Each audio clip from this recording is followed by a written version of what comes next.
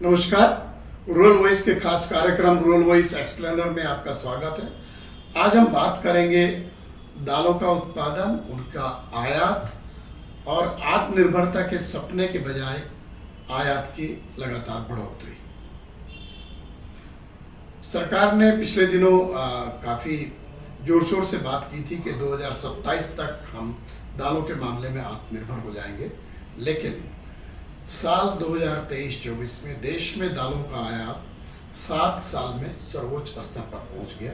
2023-24 में 3.7 अरब डॉलर कीमत की दालों का आयात किया गया था और इसके पहले 2016-17 में 4.2 अरब डॉलर के दाल आयात हुआ था। उसके बाद ये सबसे बड़ी मात्रा है, जबकि लगातार कोशिश हुई कि दालों के मामले में देश आत्मनिर्भर हो जाए। सरकार ने कई कदम उठाए और उसका कुछ फायदा भी हुआ। 2015-16 में देश में 163.2 लाख टन दालों का उत्पादन हुआ था, जो 2021-22 में 273 लाख टन तक पहुंच गया था। लेकिन पिछले 2 साल में हम देख रहे हैं दालों का उत्पादन कम हुआ है। जो पिछला वर्ष 2023-24 का खत्म हुआ है उसमें 234 लाख टन दाल उत्पादन का अनुमान है। हालांकि इसमें ग्रीष्म की मूंग शामिल नहीं है।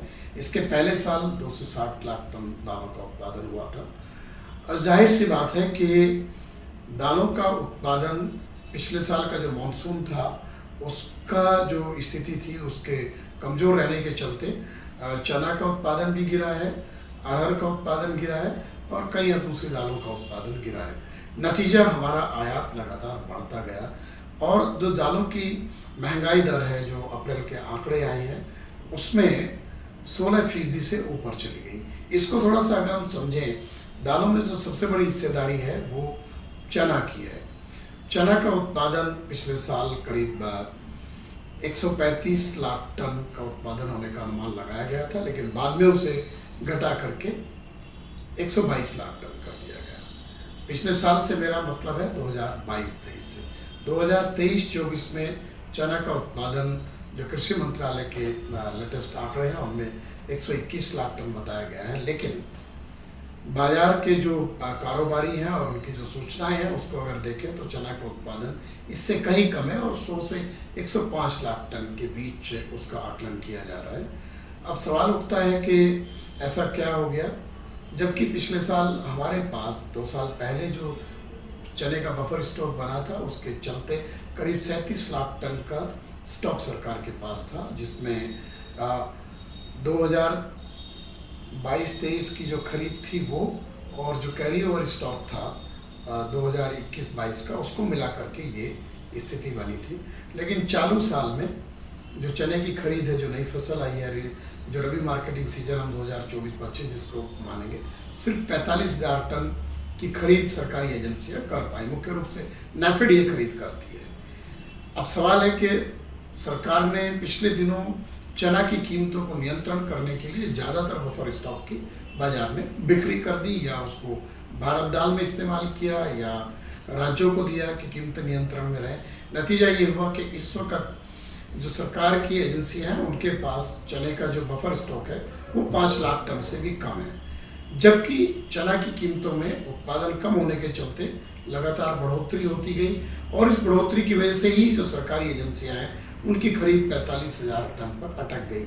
ये बात अलग है कि देश में पिछले दिनों फरवरी में ग्लोबल पल्स कॉन्फ्रेंस भी हुई थी। उस वक्त जो मंत्री थे, कृषि मंत्री और खाद्य मंत्रालय के जो मंत्री थे, उपभोक्ता मामले मंत्री और वाणिज्य मंत्री, उन सब ने दावे किए थे कि हम दालों की बड़ी पैमाने पर खरीद करेंगे और खरीद का मतलब है कि किसानों से दालों की खरीद होने से उनको एक बेहतर दाम मिलेगा। और पिछले दिनों एमएसपी काफ़ी बढ़ाया भी गया और जैसा मैंने कहा था 2015-16 से और 2021-22 के बीच में जो दालों के उत्पादन में अंतर आया था उसके पीछे ये बड़ी रणनीति रही थी, सरकारी खरीद और एमएसपी में बढ़ोतरी।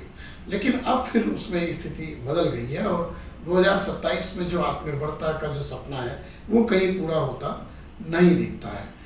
इसका नतीजा ये भी हुआ कि देश में दाल उत्पादन घटने से वैश्विक बाजार में दालों की कीमतें बढ़ी और सरकार ने जो दालों के ऊपर जो मात्रात्मक प्रतिबंध होता है जिसे हम क्वांटिटी रेस्ट्रिक्शन बोलते हैं, उसमें डील दी, आयात शुल्क घटाया। चना पर भी पिछले दिनों आयात शुल्क जो है 60% था, उसके ऊपर जो सरचार्ज लगता था, इफेक्टिव जो आयात शुल्क था वो 66% बैठता था, उसको शून्य कर दिया गया क्योंकि उसकी आपूर्ति बढ़ानी है। मंडी में जो दाम है वो 6500 रुपया को पार कर गए हैं और जो टर्मिनल मार्केट है वहाँ पर 7000 रुपये प्रति क्विंटल का दाम चने का है। चने के दाल के दाम भी पिछले साल के मुकाबले काफ़ी ज़्यादा बढ़े हैं।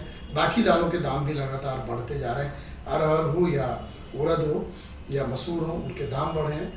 वैश्विक बाजार जब देखता है कि भारत में मांग बढ़ रही है तो वहाँ पर भी दाम बढ़ने लगते हैं। सरकार ने क्योंकि इंपोर्ट ड्यूटी लगाई हुई थी चना पर, तो ऑस्ट्रेलिया एक बड़ा सप्लायर होता है चना का, वहाँ से भारत के सौदे नहीं हो रहे थे। लेकिन जो ट्रेडर हैं उन्होंने जो ऑप्शन में जो सौदे किए हुए थे कि उसकी आपूर्ति बांग्लादेश को, श्रीलंका को, यूएई को या पाकिस्तान को करेंगे, उसको ड्यूटी खत्म होने के बाद भारत की तरफ डाइवर्ट किया गया और करीब 1 लाख टन चना का इंपोर्ट भारत में ऑस्ट्रेलिया से हुआ है। और जो दाम है वहाँ से वो 840 से 850 डॉलर प्रति टन के बीच हैं, जो करीब वही 7200 रुपये क्विंटल के आसपास बैठते हैं। लेकिन ये पिछले साल की फसल का आप वहाँ से जो आयात हुआ है, इस बार वहाँ अगली फसल अक्टूबर में आएगी, उसके पहले तंजानिया की फसल जरूर अगस्त में आ जाएगी। और हमारी फसल तो आप मानिए कि चना रबी में होता है, तो अगले साल फरवरी मार्च के बाद ही फसल आएगी। तो ऐसे में कीमतों को नियंत्रित करना एक बड़ा चैलेंज होगा सरकार के सामने। जैसा मैंने कहा कि इस बार पहले की तरह सरकार के पास 30 लाख टन से ज़्यादा चना नहीं है, उनके पास 5 लाख टन के आसपास ही चना है। और ये हम उम्मीद कर सकते हैं कि ये मानसून ने 2 दिन पहले दस्तक दे दी है, अच्छा मानसून रहेगा, जिसके चलते हम मान सकते हैं कि खरीफ में दालों का उत्पादन बेहतर हो सकता है और उसका फ़ायदा आप बेहतर आपूर्ति और जो कीमतें हैं दालों की, उसमें कुछ संतुलन में हमें मिल सकता है। लेकिन फिलहाल अगले 2-3 महीने उतने अच्छे नहीं हैं और आयात बढ़ेगा। तो ये देखने की बात है कि हम आत्मनिर्भरता के लक्ष्य रख रहे हैं, लेकिन हमारा आयात बढ़ रहा है। 7 साल के उच्चतम आयात पर पहुंच गए हैं दालों के। कहीं ना कहीं नीतिगत मसलों में कोई दिक्कत है। मूंग की बिक्री के लिए पिछले दिनों किसानों को संघर्ष करना पड़ा, अब जाकर के सरकार अभी भी खरीद कर रही है। लेकिन मूंग की फसल जरूर बेहतर है देश में, क्योंकि उसका स्प्रिंग और समर और 3 तरीके से फसल आ जाती है। लेकिन बाकी जो दालें हैं, जिसमें अरहर है, चना है, मूंग मसूर है और उड़द है, ये दालें मुख्य रूप से ज़्यादा उपयोग होती हैं और इनकी कीमतों में इजाफा हो रहा है। तो कुल मिलाकर के मैं यही कहूँगा कि हम आत्मनिर्भरता की तरफ लक्ष्य तो लेकर के चलें, वो लक्ष्य पूरा होता नहीं दिखता है। हमारा आयात बढ़ रहा है। ये जो नीतिगत मसले हैं, हमारे देश में उत्पादन क्यों नहीं हो पा रहा हमारी ज़रूरत के मुताबिक, उसमें कहीं ना कहीं समीक्षा करने की ज़रूरत है। आज के रूरल वॉइस एक्सप्लेनर के इस एपिसोड में इतना ही। हम फिर मिलेंगे एक नए विषय के साथ। तब तक आप हमारे YouTube चैनल रूरल वॉइस इनको जरूर सब्सक्राइब करें और कृषि और ग्रामीण अर्थव्यवस्था से जुड़ी महत्वपूर्ण खबरें, ताज़ा अपडेट, विश्लेषण, टेक्नोलॉजी और सरकारी योजनाओं के बारे में अधिक जानकारी आप हमारी वेबसाइट ruralvoice.in हिंदी में और eng.ruralvoice.in अंग्रेजी में उसको सब्सक्राइब करके वहाँ से हासिल कर सकते हैं। आप हमारे social media handle Facebook, Twitter, LinkedIn, Instagram और यूट्यूब जो रूरल वॉइस इनके नाम से हैं, उनको जरूर सब्सक्राइब करें। नमस्कार।